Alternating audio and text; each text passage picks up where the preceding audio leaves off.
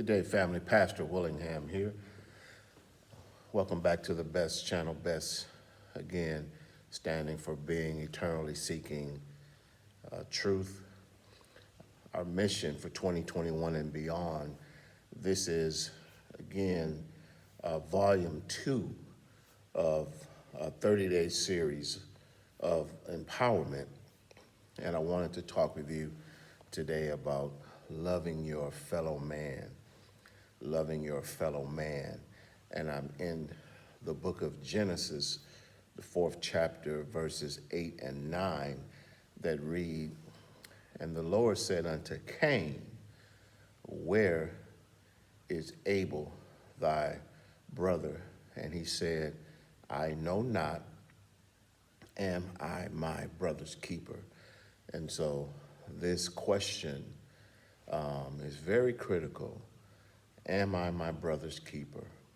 And the answer to the question is yes. Yes, we are supposed to be our brother's keeper. And we're looking at this in the context of Cain and Abel being actual brothers.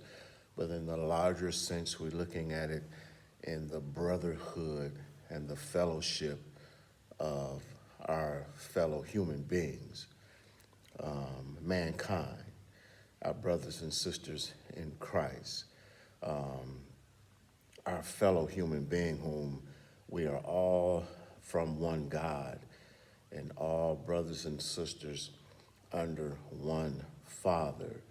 And so, yes, the answer being that we are our brother's keeper and we are expected to protect one another. We are expected to love each other. And so much negativity is happening in this world right now because we don't feel the sense of being our brother's keeper. We don't feel the responsibility of looking out for the welfare and the justice and fairness of our fellow man. And like Cain and Abel here, there is envy and jealousy and strife among God's children, and it results in a number of ways that there is just murder, that there is intentional destruction, and continued fighting and division among God's children.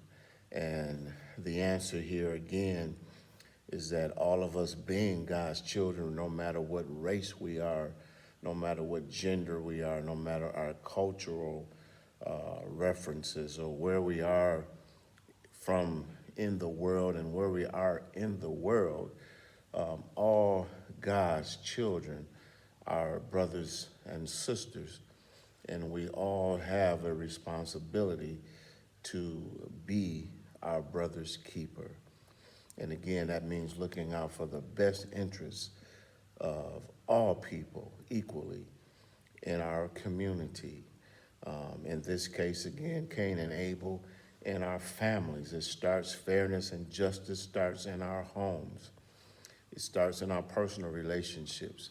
It extends to our communities. It extends to our workplaces.